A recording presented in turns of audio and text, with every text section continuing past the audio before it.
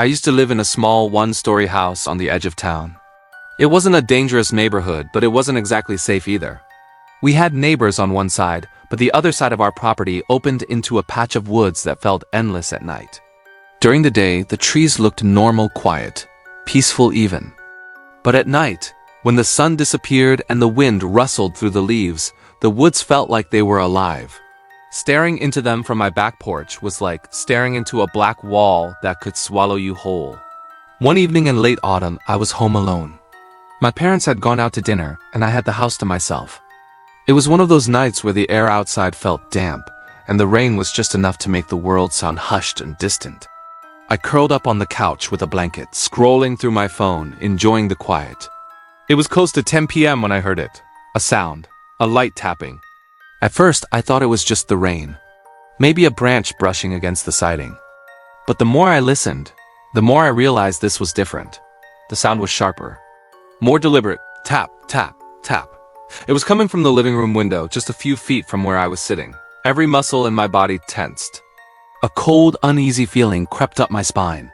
I pulled the blanket tighter around me, almost like it could protect me, and slowly turned my head toward the window. At first, all I saw was the reflection of the lamp in the glass.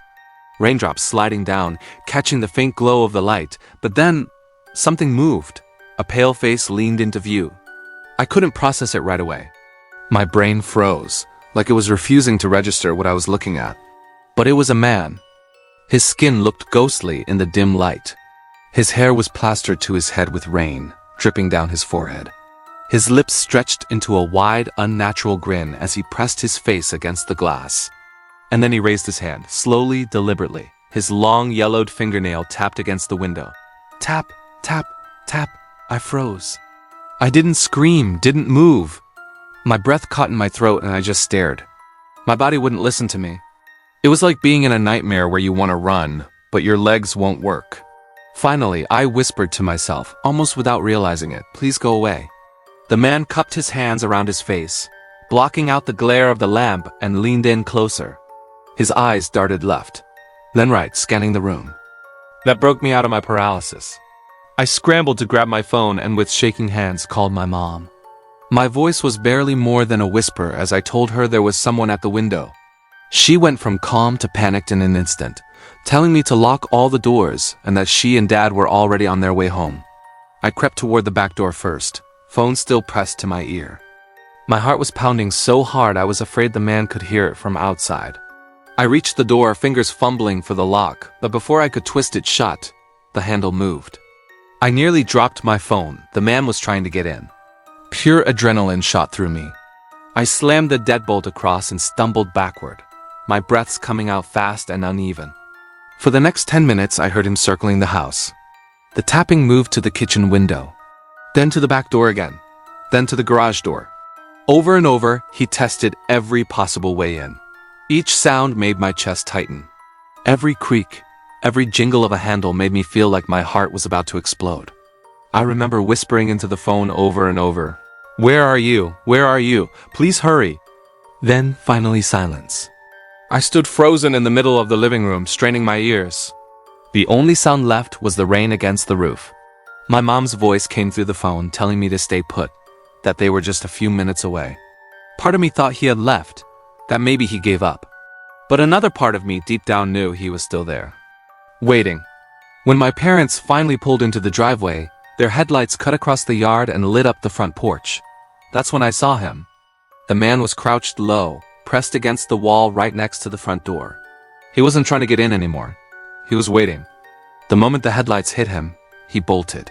He sprinted across the yard and disappeared into the woods. My dad jumped out of the car and chased a few steps after him, but it was useless. The man vanished into the dark. We called the police, of course. They searched the woods, drove up and down the street, but they never found anyone. No footprints, no sign of forced entry, nothing. For weeks after that, I couldn't sleep without double-checking every lock in the house, sometimes 2-3 times a night. And even now, years later, I can't sit near a window at night without pulling the blinds shut first. Because I'll never forget that face, that grin, and the way he crouched, waiting by the door, like the second I let my guard down. He was ready to come inside.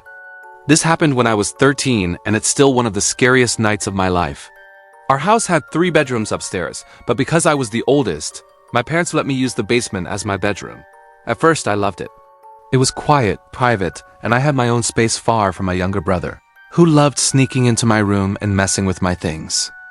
I thought of it as my little hideaway, a place where I could listen to music, play video games, and just have some peace.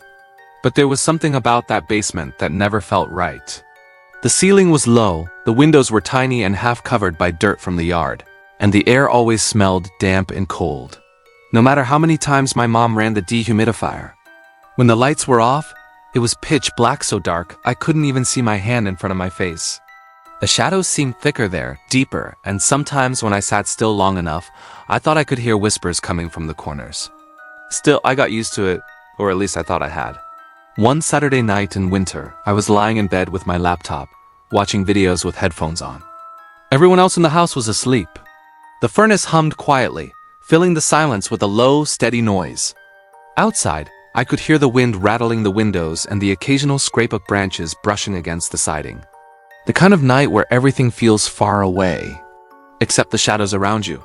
Then I heard it, a sound coming from upstairs. At first, I tried to ignore it. Maybe it was my dad, getting a glass of water, or the house settling in the cold winter air. But the sound was unmistakable, the basement door. It creaked. Slowly, every part of me froze. My body stiffened as I stared at the stairwell, eyes wide. My chest tightened. My heart was pounding so hard it felt like it might burst. I whispered to myself, "It's just the house. It's just the house." But I knew it wasn't. Then, footsteps. Slow, heavy, deliberate. Someone was coming down. I didn't move. I couldn't. My brain screamed at me to run, but my legs felt like they were glued to the floor. I felt paralyzed. Step, step. The footsteps stopped. I held my breath, counting in my head, hoping the noise was just my imagination. Then I heard a soft scrape. A drawer opening somewhere in the basement, just behind me. I spun around but saw nothing. The darkness swallowed everything. I could barely make out the edges of my bed, the walls, and the small knitstand next to me. The room felt smaller, the shadows pressing closer, and every nerve in my body screamed danger. Then I heard it again. Breathing. Not mine. Heavy, raspy, uneven. It was close. Too close. My heart pounded so hard I thought the intruder would hear it. I tried to stay as still as possible, clenching my fists under the blanket, trying not to make a sound. My mind raced. What if he's here to hurt me? What if he's been watching me all night? And then, the blanket moved. A hand, slowly dragging across my foot. I screamed. Not quietly. A raw, panicked scream that echoed off the walls. The sound bounced around the basement, making the shadows seem alive, as if they were moving closer. The basement lights flicked on instantly, and my dad came rushing down the stairs, baseball bat in hand. His eyes darted around the room.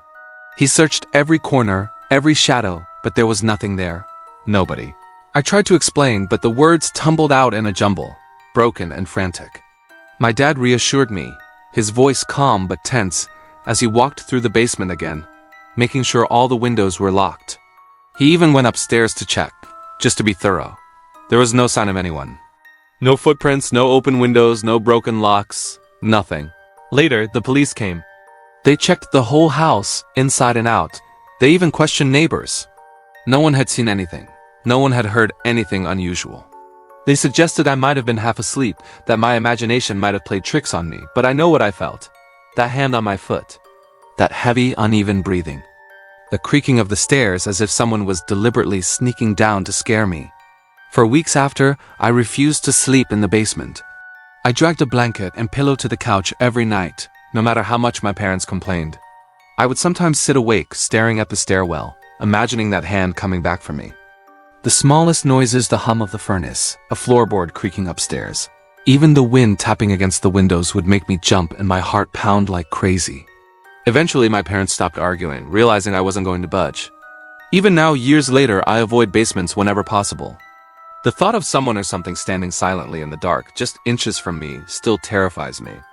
I still get that same chill whenever I hear a floorboard creak or a door groan in an empty house. And the worst part? I never heard the basement door close. It opened, but I never heard it shut.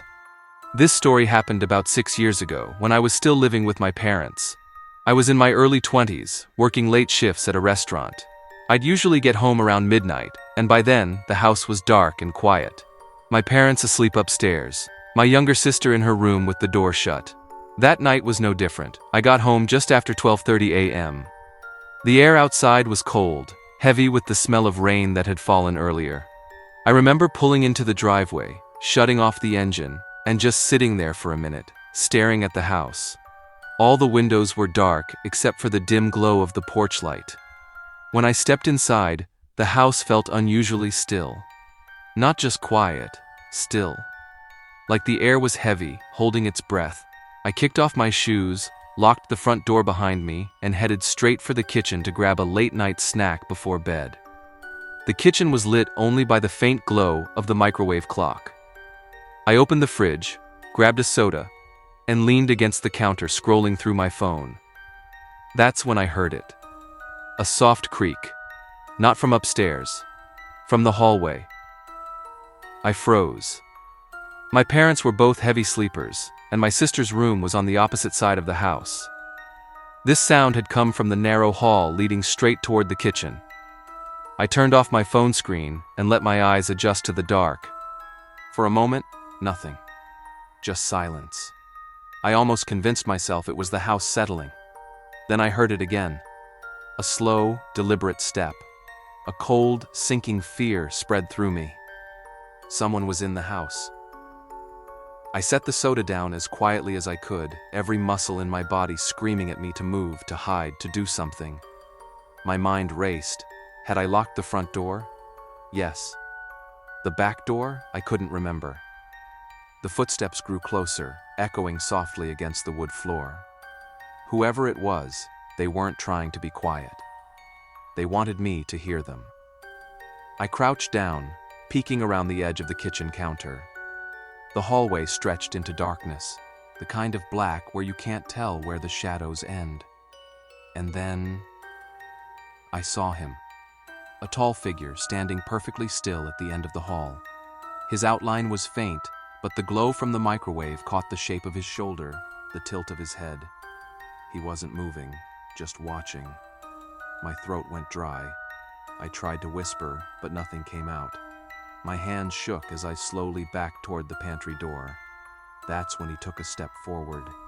The sound of his boot on the floor was so deliberate, so heavy that it made my chest tighten. He took another, and another. I bolted, I darted into the pantry, slammed the door shut, and twisted the lock.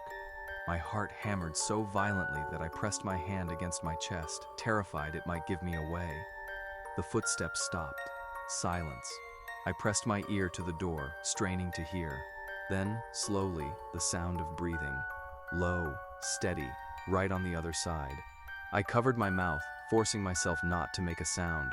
My phone was still in my pocket, but I was too afraid to move, too afraid the glow of the screen would seep under the door and give me away. Minutes felt like hours. The breathing stayed. No movement. No words. Just breathing. Finally, I worked up the courage to slide my phone out and dial 911. The dispatcher answered, but before I could whisper a word, the breathing stopped. And then, footsteps. Slow, retreating down the hall. The dispatcher kept asking if I was safe, if someone was inside. I whispered everything, my words shaking so badly she had to ask me to repeat myself. She told me to stay hidden, that officers were on the way. I waited. Every creak of the house made me flinch. I imagined the intruder circling back, waiting for me to come out. It took less than 10 minutes, but it felt like a lifetime before I heard the heavy knock at the front door and the call of police. When the officers cleared the house, they found nothing. No forced entry, no signs of anyone hiding inside. My parents insisted I must have been overtired, that maybe my imagination had run away with me. But when one of the officers walked into the kitchen, he paused. His flashlight beam stopped on the counter, right next to the soda I'd set down. There was a wet handprint. Large, smudged, fingers spread wide, like someone had rested their hand there, watching me. They never caught anyone. For weeks after that, I refused to be alone in the house at night. Every creak, every shadow, every sound of the floor settling sent me right back to that moment. Trapped in the pantry, listening to someone breathe just a door's thickness away. And even now, all these years later, when I walk into a dark kitchen late at night, I can't shake the feeling that someone is standing just at the end of the hall, silent, waiting.